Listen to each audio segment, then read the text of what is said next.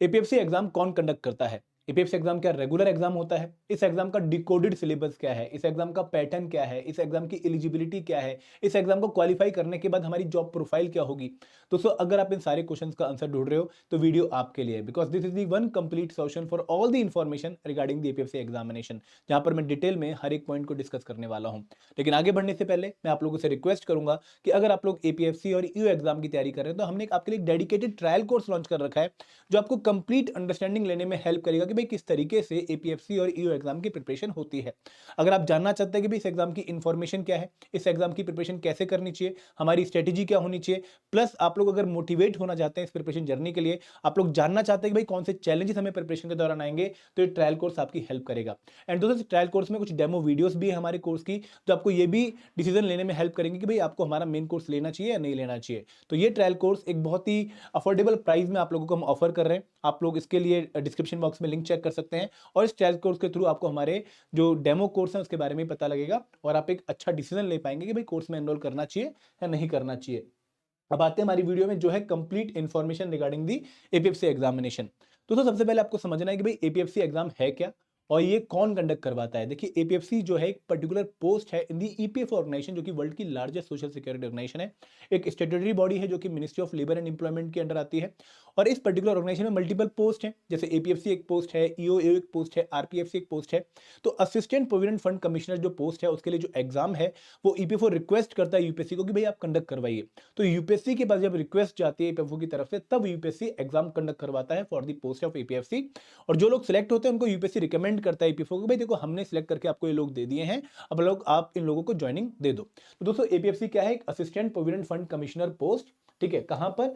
EPFO organisation में, जो क्या है एक सोशल सिक्योरिटी ऑर्गेनाइजेशन, और एक क्लास ए पोस्ट है। मतलब अगर आप इसको कंपेयर करेंगे डिफरेंट अदर पोस्ट से, तो ये पोस्ट वही पोस्ट है जो कि एक आईएएस या आईपीएस ऑफिसर ड्यूरिंग ज्वाइनिंग जो है वो जो लेवल लेता है, वही क्लास ए पोस्ट आपको यहां पर भी देखने को मिलेगी, और ये लेवल 10 पोस्ट है।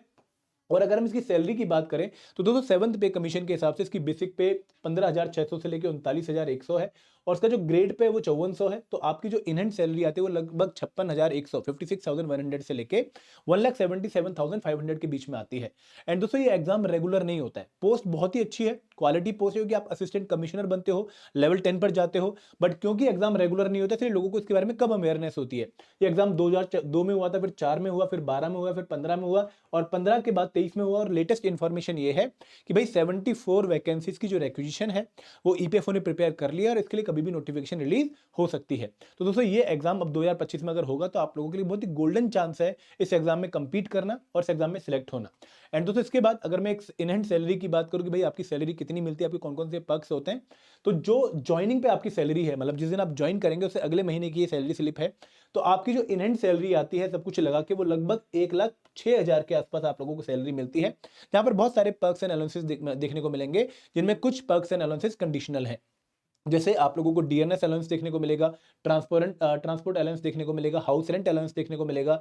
अदर अलाउंसेस कौन से जो कि कंडीशनल हैं, जैसे सिटी कंपनसेटरी अलाउंस, अगर आपकी पोस्टिंग थोड़ी टफ सिटी में है तो आपको उसके हिसाब से कंपनसेशन मिलेगा। फिक्स्ड मेडिकल अलाउंस, जिसका आप जो है लगभग 2,000 रुपये पर महीने आपको मिलता है। डेपुटेशन अलाउंस, ट्यूशन फीस अगर आपके बच्चे 2 से कम है और आप उनकी पढ़ाई का खर्चा उठा रहे हो तो गवर्नमेंट आपको वो खर्चा देगी।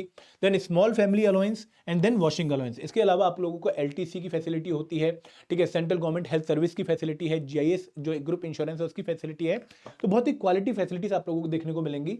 तो एज सच ए सेंट्रल गवर्नमेंट जॉब नहीं है, लेकिन जितने भी यहाँ पर पर्क्स हैं, जितने भी यहाँ पे अलाउंसेस हैं, वो सेंट्रल गवर्नमेंट एम्प्लॉय के बराबर ही हैं। तो ये जॉब परमानेंट जॉब है, और यहाँ पर एपीएफसी की जो पोस्ट है वो गेजेटेड पोस्ट है, तो आप लोगों को काफी क्वालिटी नेचर ऑफ सर्विस यहाँ पर देखने को मिलेगा। एंड सबसे बड़ी बात कि भाई आप जो है पॉलिटिकल इंटरफेरेंस से दूर रहते हैं। एक इंडिपेंडेंट ऑर्गेनाइजेशन है ईपीएफओ, जिसके अंदर आप एक बहुत ही क्वालिटी पोस्ट पर आप रहते हैं, और आपका काम बेसिकली क्या है? आपका काम है जो ईपीएफओ के डिफरेंट कंप्लाइंसेस हैं, जैसे पीएफ एक्ट हो गया, इंश्योरेंस पॉलिसीज हो गई, देन पेंशन स्कीम्स हो गई, उनको इन्फोर्स करना, उनका कंप्लाइंस इंश्योर करना, प्लस ये देखना कि भाई जो भी इंडस्ट्रियल एस्टेब्लिशमेंट है क्या वो पीएफ एक्ट को फॉलो कर रही है या नहीं कर रही है। और दोस्तों, अगर कोई इंडस्ट्री उसको फॉलो नहीं करती है तो उसके खिलाफ लीगल एक्शन लेने की जिम्मेदारी भी आप लोगों की होती है। तो बहुत ही क्वालिटी प्रोफाइल आपको ये देखने को मिलता है।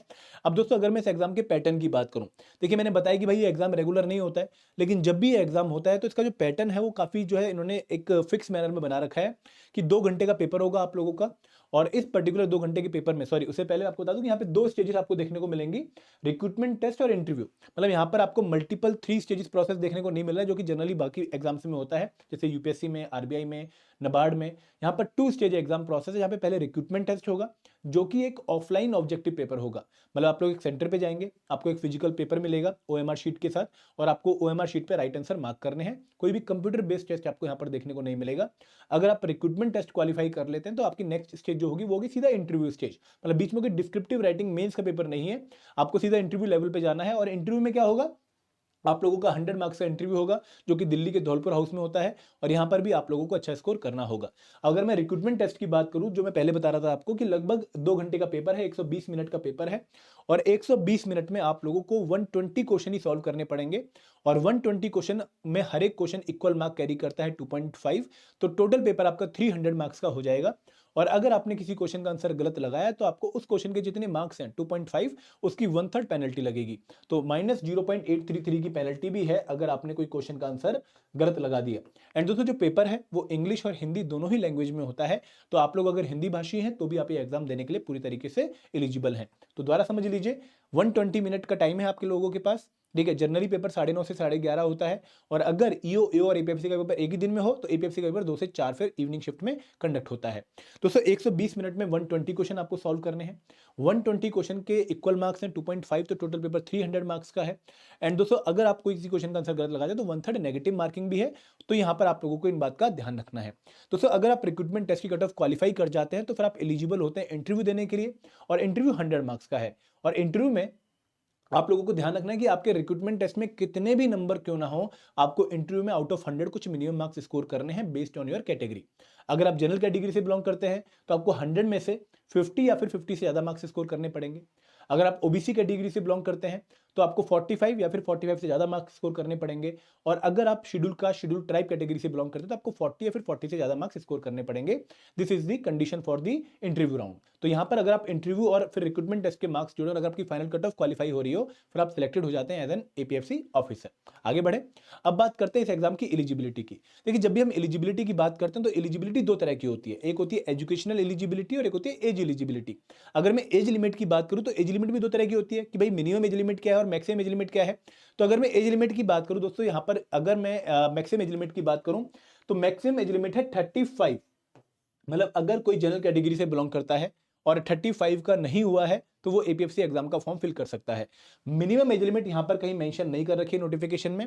और रिलैक्सेशन की बात अभी मैं बताता हूं कि भाई अगर आप ओबीसी कैटेगरी से बिलोंग करते हो तो 35 में 3 साल और जोड़ लीजिए, आपको रिलैक्सेशन मिल रही है।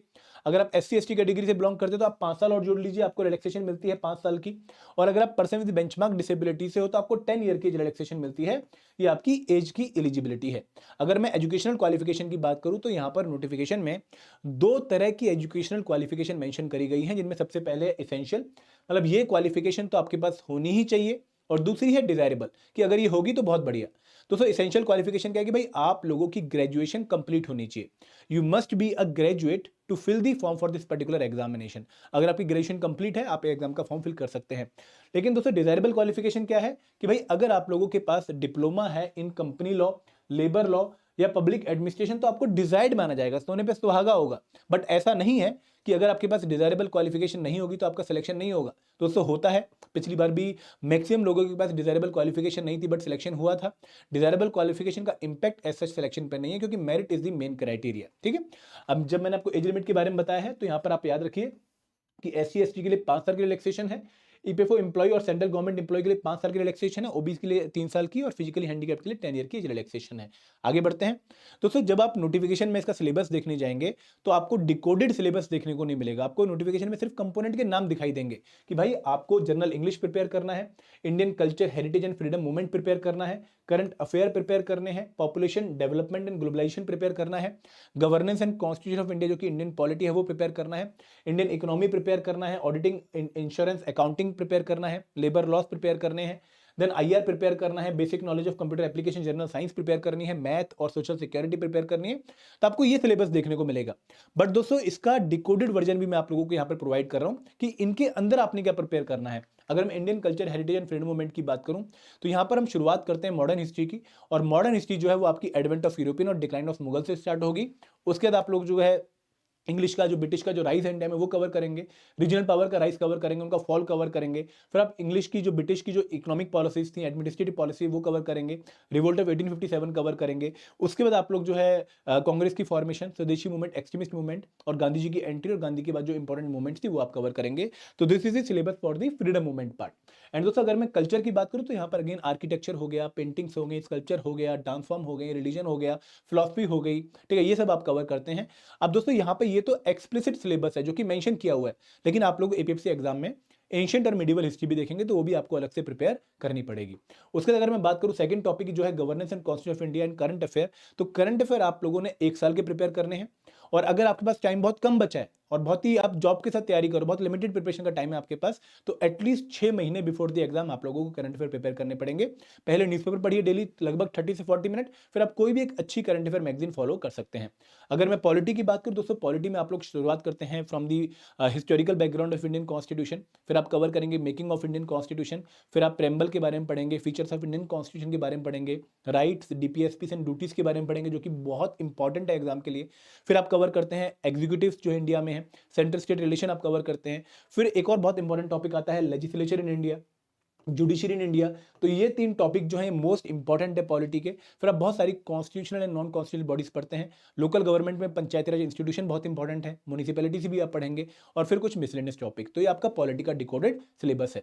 अगर हम इंडियन इकोनॉमी की बात करें तो यहाँ पर हम शुरुआत करते हैं डिमांड एंड सप्लाई से। फिर हम मेजरमेंट ऑफ ग्रोथ में बहुत सारी की टर्म्स पढ़ते हैं कि भाई जीडीपी क्या होता है, जीएनपी क्या होता है, एनएनपी क्या होता है, सब आपको पढ़ना पड़ेगा। Then you have to study about monetary policy, physical policy, balance of payment, important economic institution, India की इकोनॉमिक पॉलिसी, ये सब आपको पढ़ना पड़ता है इकोनॉमिक्स में। एंड दोस्तों इंश्योरेंस में अगेन आपको बेसिक्स ऑफ इंश्योरेंस कवर करने हैं, जो बेसिक टर्मिनोलॉजीज होते हैं कि भाई बैंक का इंश्योरेंस क्या होता है, प्रीमियम क्या होता है, वो आप कवर करेंगे। एंड पीडीजी जो कि एक ऐसा कंपोनेंट है जहां पर करंट अफेयर के साथ मिक्स करके आपको थोड़ी ज्योग्राफी पढ़नी पड़ेगी इंडिया की, वो भी ह्यूमन ज्योग्राफी। तो यहाँ पे इंडियन की ह्यूमन ज्योग्राफी और थोड़ी बहुत फिजिकल ज्योग्राफी, जहाँ पे रिवर्स एंड इंडिया की फिजियोग्राफी आप पढ़ेंगे। And then you have to study the development report जो कि करंट अफेयर में आते हैं कि भाई ह्यूमन डेवलपमेंट रिपोर्ट में इंडिया का रैंक क्या है, कौन कौन से इंडिकेटर हैं वहां पर, वो आप कवर करते हैं। तो ये आपका पीडीजी वाला पार्ट है। दोस्तों अगर बढ़े और क्वांट और रीजनिंग की बात करें तो यहाँ पर हमारा standard syllabus quant and reasoning का होता है, जो कि बाकी एग्जाम्स में भी आता है। कि क्वांट में हमें कवर करना होता है number system, simplification, LCM, HCF, percentage, ratio, proportion, profit loss, time and distance, board and scheme. तो डीआई तक ये सारे जो टॉपिक हैं वो वही हैं जो कि आप एसएससी सीजीएल या फिर यूपीएससी सीसेट एग्जाम में प्रिपेयर करते हैं। रीजनिंग का भी वही सिलेबस है, कोई एडिशनल आपको प्रिपेयर नहीं करना पड़ता है। आप लोगों को जो है syllogism, blood relation, calendar, cubic, coding, decoding, analogy, clock, counting वगैरह ये वाले टॉपिक प्रिपेयर करने हैं। तो ये पीपीटी आपका शेयर भी होगी हमारे टेलीग्राम ग्रुप पे, आप वहां पे जाकर इसको डाउनलोड भी कर लीजिएगा। दोस्तों इसके साथ साथ मैं आपको बता दूं कि हमने एक कंप्रेहेंसिव गाइड बुक भी लॉन्च करेगी जहां पर आपको सारी इन्फॉर्मेशन मिलेगी, जिसका लिंक अगेन इस वीडियो के डिस्क्रिप्शन में है। स्टेट थोड़ा लेस इंपॉर्टेंट टॉपिक है, बट यहाँ पर आप mean, mode, median, standard deviation और डिस्पर्जन के फॉर्मूला बेस्ड न्यूमेरिकल प्रैक्टिस कर लीजिए, which will be more than enough. आगे बढ़े, इंग्लिश की बात करें दोस्तों, इंग्लिश में वैसे तो ग्रामर और वोकेबुलरी दोनों सिलेबस का पार्ट है, बट जनरली पेपर में आप लोगों को reading comprehension, synonym, antonym, idiom, phrases और सेंटेंस रीअरेंजमेंट से क्वेश्चन देखने को मिलते हैं।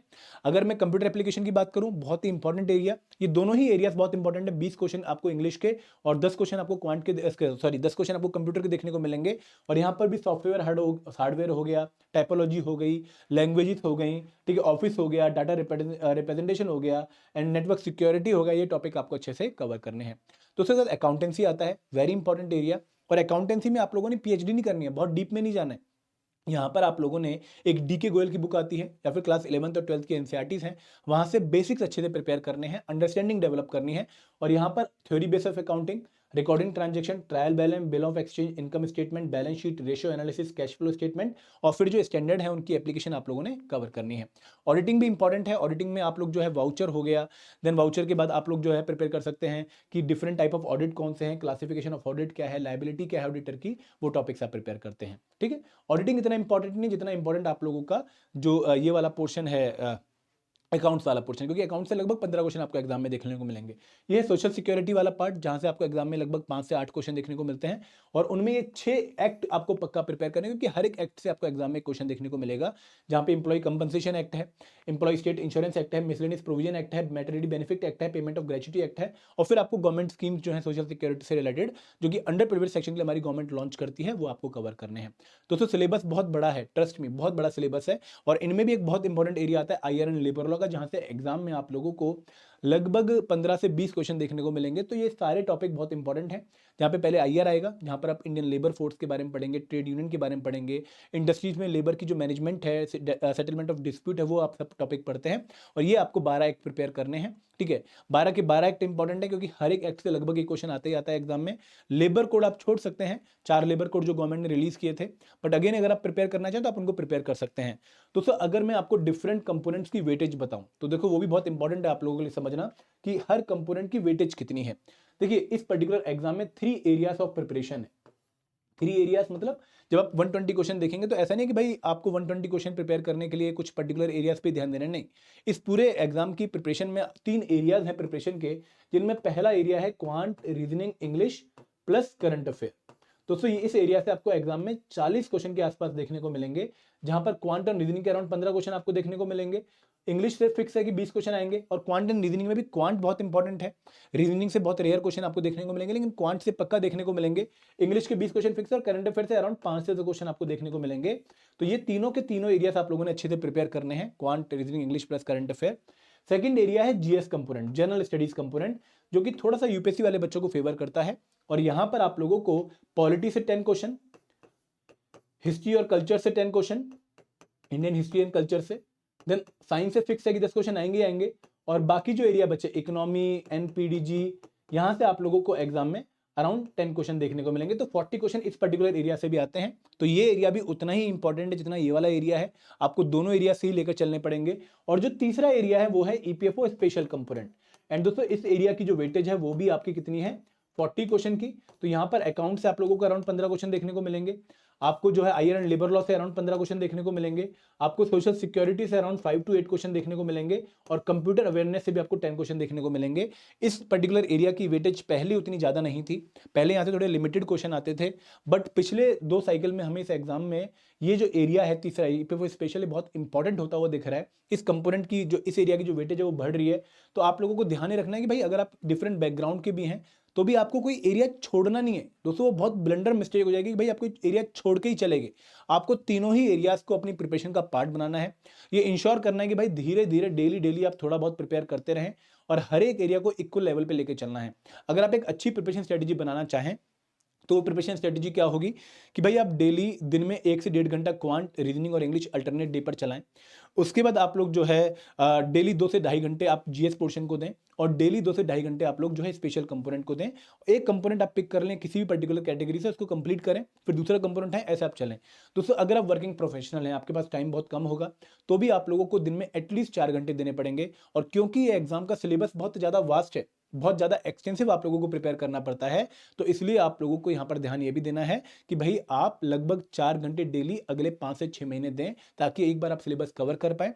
एंड दोस्तों रिवीजन के लिए कोई स्पेशल टाइम आप लोगों को नहीं निकालना पड़ेगा, आपको रिवीजन भी अलोंग साइड दी प्रिपरेशन करनी पड़ेगी। ऐसा नहीं होगा कि भाई आप पहले पूरा सिलेबस कवर करेंगे फिर रिवीजन प्लान करेंगे, आपको with the preparation he revision plan करनी चाहिए। वहां पर आप 80-20 मतलब रूल फॉलो कर सकते हैं कि 80% आप दिन में जो पढ़ रहे हैं, ठीक है, जो भी आप दिन में पढ़ रहे हैं उसको 80% टाइम नया पढ़ने में लगाइए, 20% रिवाइज करने में लगाइए। सिमिलरली जो आपका पोर्शन है 6 दिन में आप जो कवर कर रहे हैं न्यू पोर्शन, उसको आप 7वें दिन रिवाइज करिए। तो ये स्ट्रेटेजी आप लोगों को फॉलो करनी चाहिए।